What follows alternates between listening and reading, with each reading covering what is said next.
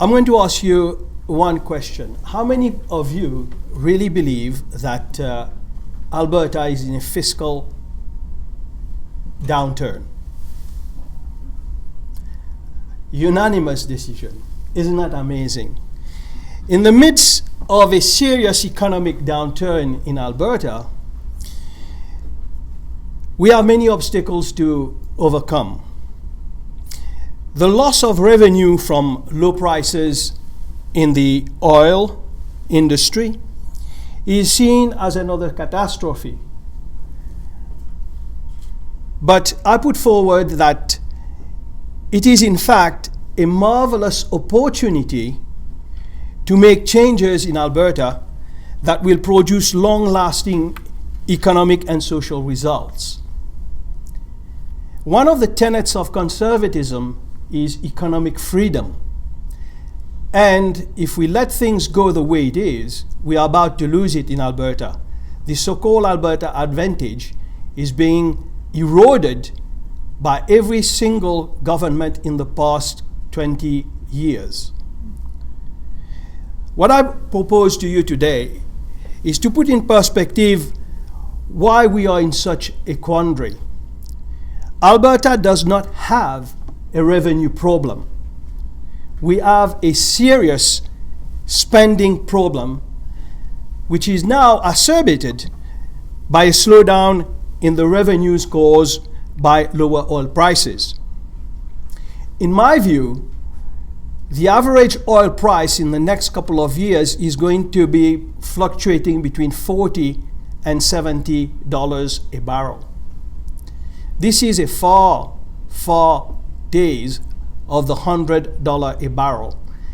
This will come back, but not within 2 or 3 years, maybe.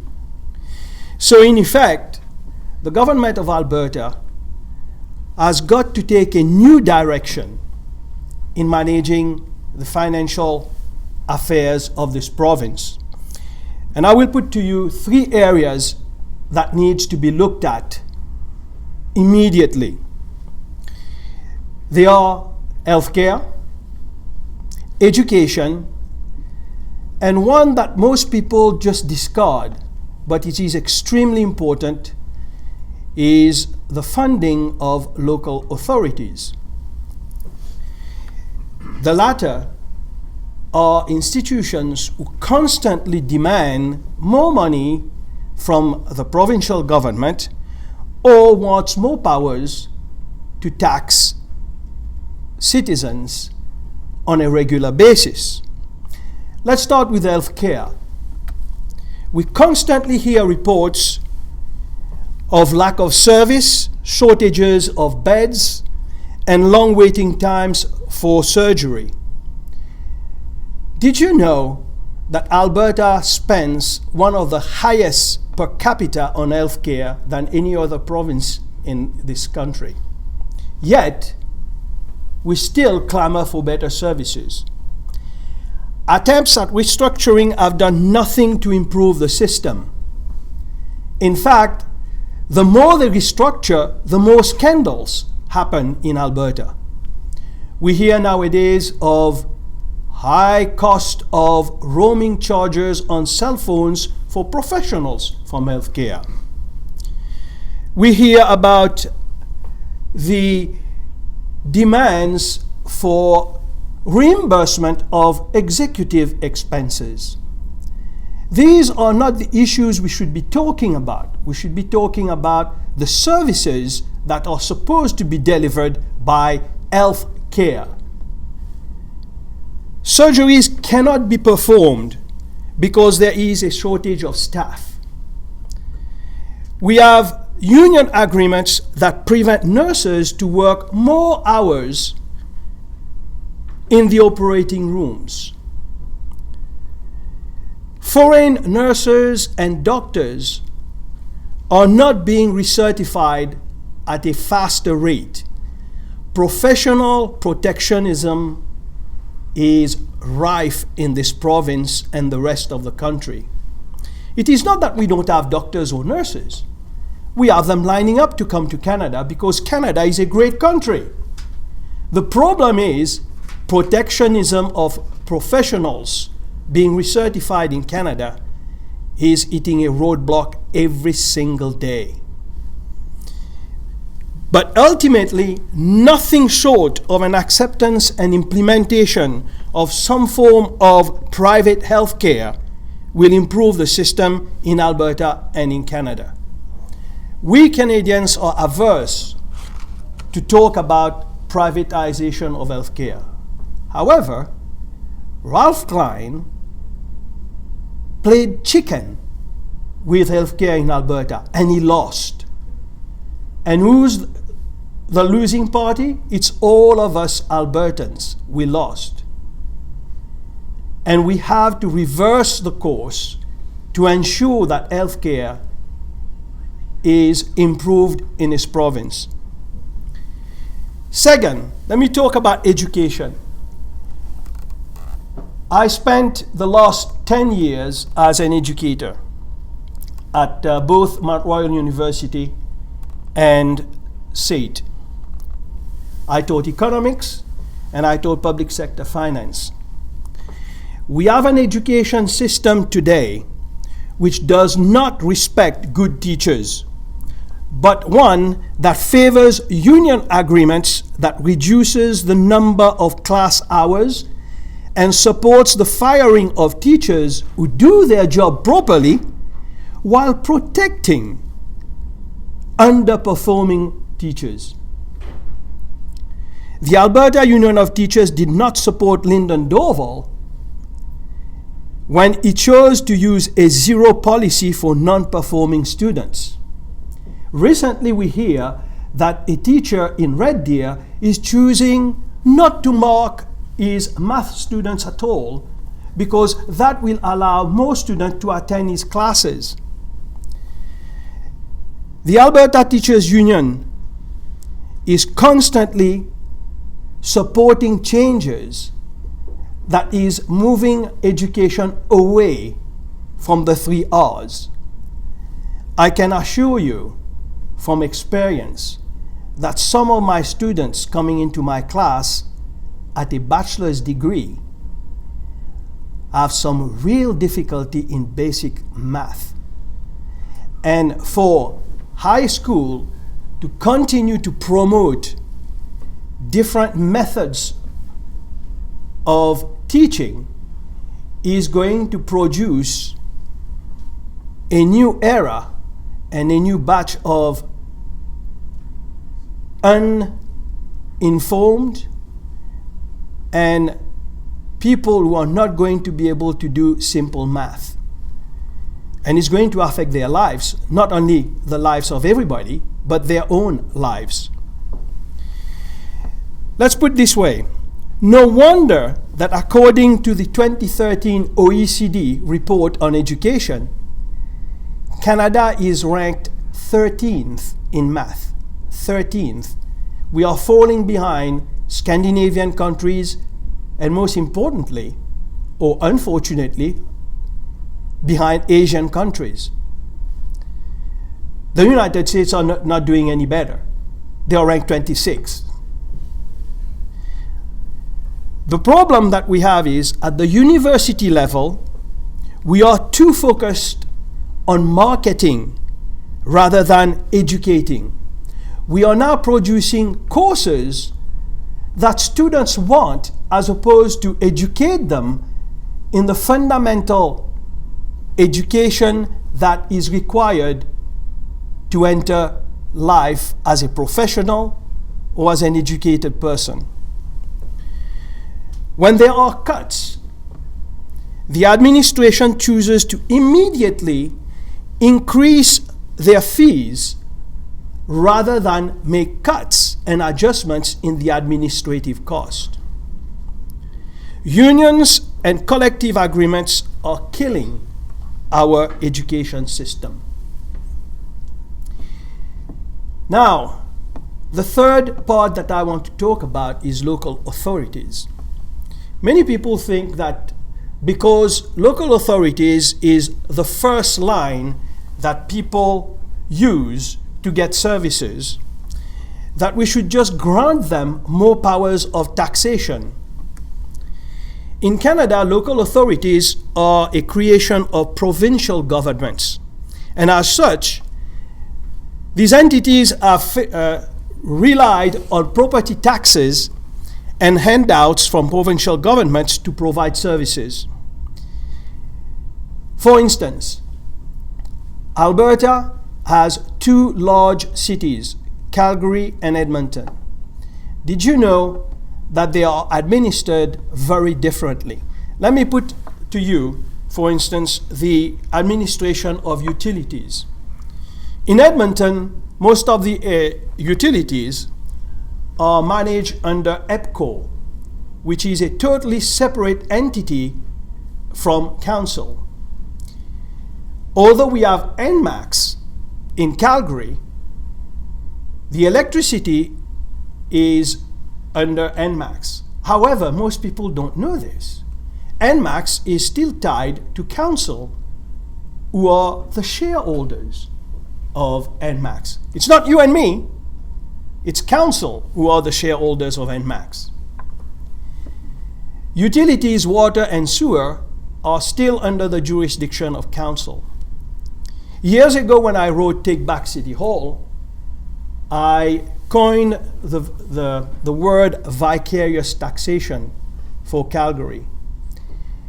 What that means is Calgary has been using utility rates as a means to raise more money for the general fund without having to report it as a tax, but instead as a rate. Until some years ago, $50 million were taken out of water, $50 million out of the wastewater utility to go into the general fund. And most people didn't know that it came from your rates. The problem with these kind of things is that when you use the rates as a means to raise taxes, it affects a lot of people because utilities are, from an economic point of view, a necessity, and you have to pay for it. And a lot of people on fixed income are paying high rates for their water and sewer and electricity without any accountability from the city. Calgary, for instance, demands from the province a number of times under different mayors for more money. I do not believe that this is the way that we should be dealing with local authorities. What we need is a complete reform of funding for local authorities. When the new Premier of Alberta says that Albertans should look in the mirror, let me say that, Mr. Premier, you and your government should look in the mirror, and not us, Albertans, that should be looking in the mirror. The situation that we have today in Alberta has been going on for decades. And the Stelmach and the Redford governments, they have governed as progressives, not as conservatives. What we must remind governments is that there is only one taxpayer. When we have surpluses, we spend without priorities and use the funding for political purposes. We must ensure that the Heritage Fund is well funded and that it is not used as a piggy bank for bad fiscal management. In fact, today, there is a very good article by Mark Milke about the Heritage Fund and how we have squandered the opportunity to make the Heritage Fund a true fiscal management tool for Alberta. I came to Canada in 1978. I left England as an economic refugee. People would say, what? An economic refugee? Let me repeat, I came here in 1978. Let me tell you why. I was working as a consultant in England, very well paid. I was very happy. So happy and doing so well that my employer gave me a promotion. With a promotion, I got a car. And do you know what happened to me?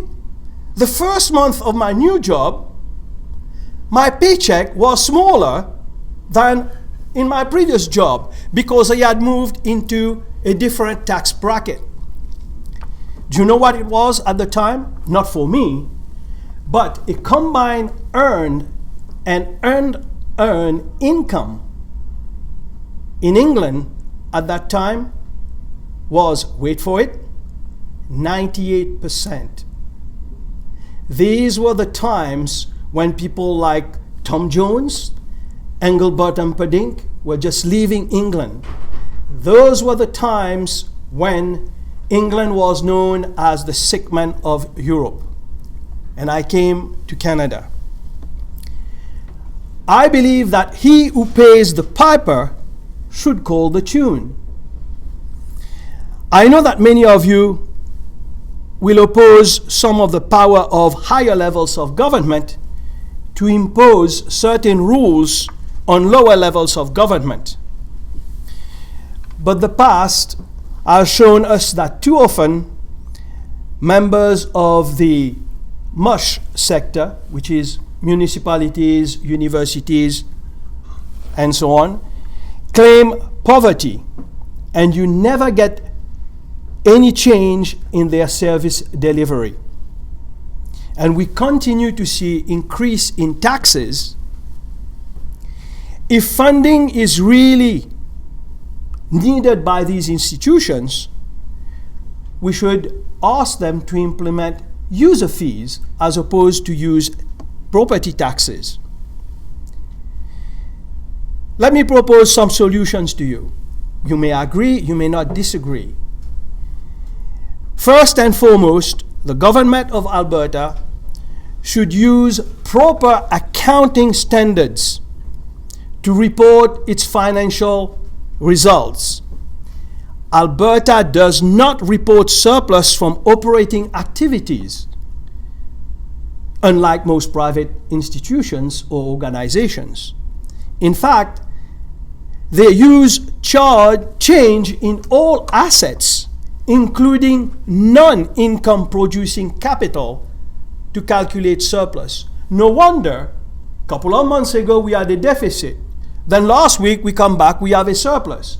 The problem is, as an accountant, and even the Auditor General hasn't got a clue what's going on.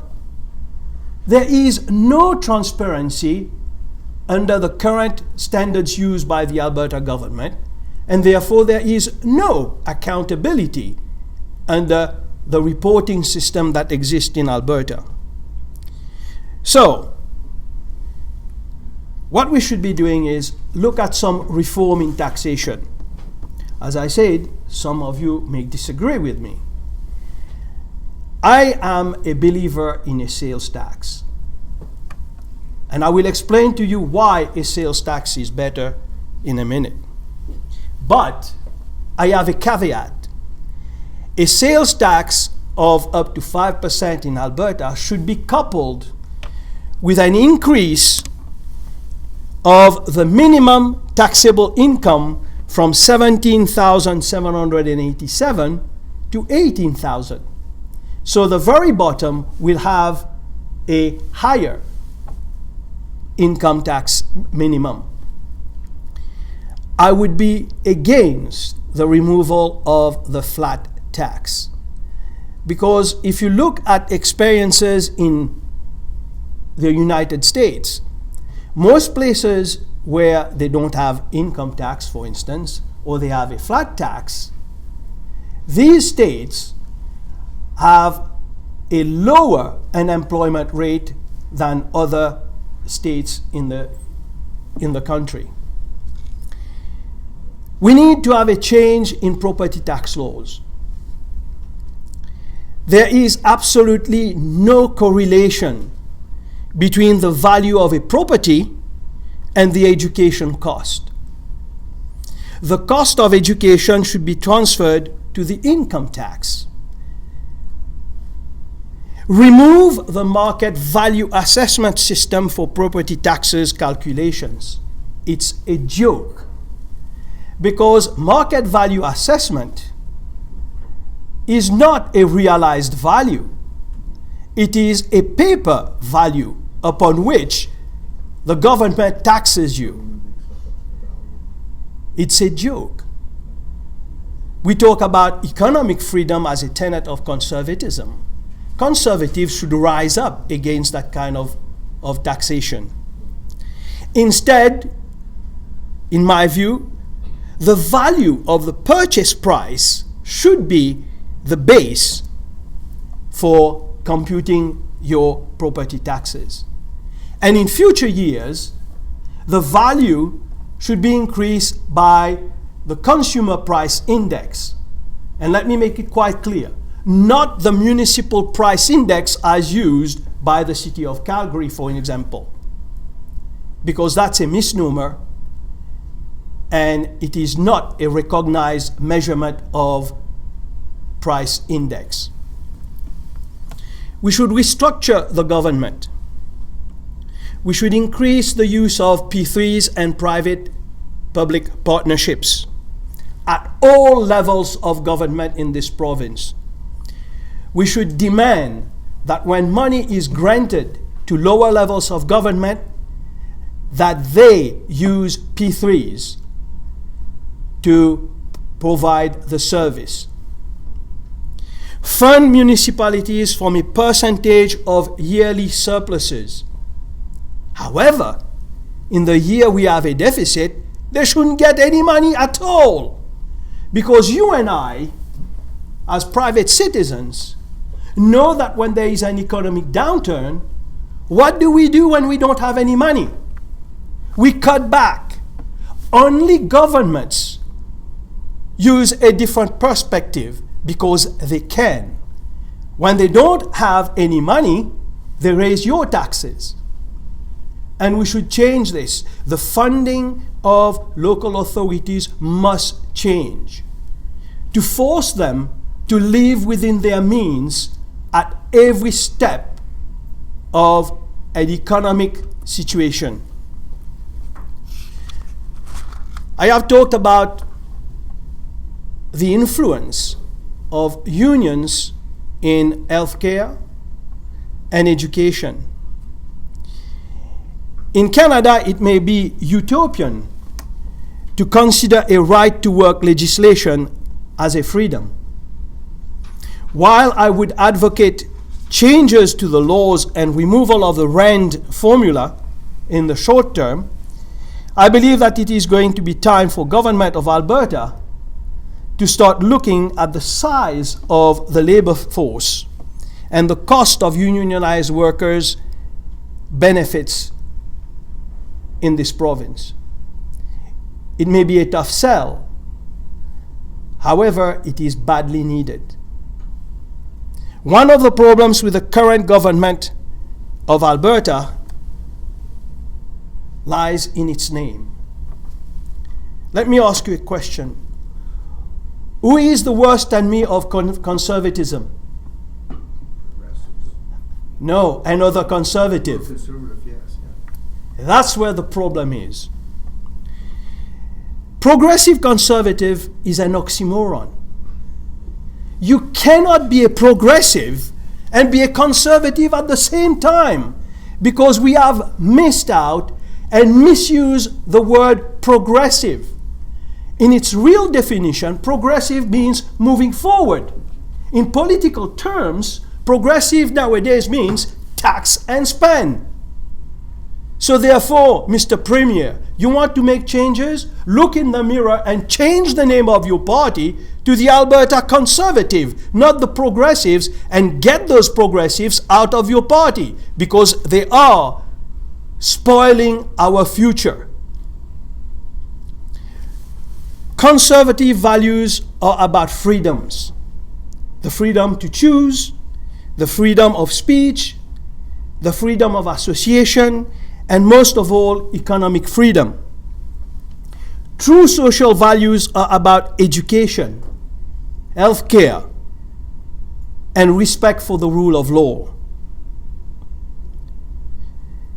Before I conclude, I would like to leave you with this thought.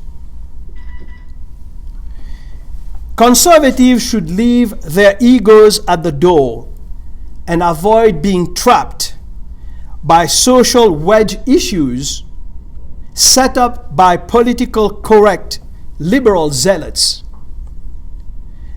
I am optimistic about the future of conservatism, but cautious about candidates who will compromise conservative principles to gain and stay in power. Therefore, my advice to conservatives is compromise on process and procedures. Never compromise on principles. Thank you.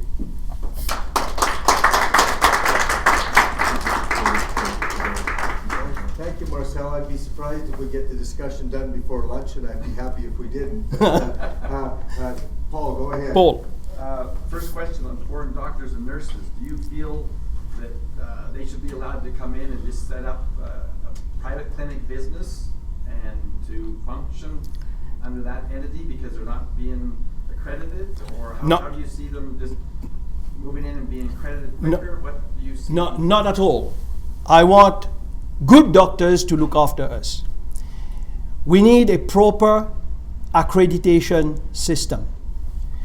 The problem we have today is all to do with the medical profession, who wants to restrict the number of doctors. So they make the qualification of doctors and the recertification a very lengthy process, especially on where they can get internship and where they can start practicing to get the so-called Canadian experience. No, I don't want to open the doors. I want to open the doors to good doctors, but I want to force the profession to have a proper, accountable, transparent system to accredit and make those people qualify. It goes on for any profession, accountants or anybody. We talk about a shortage of labor force in this country. But if we continue to invite people to come to this country and not allow them to practice under their accreditation and proper recertification, we Canadians are going to lose because we are not making use of the proper skills that these people can add to us.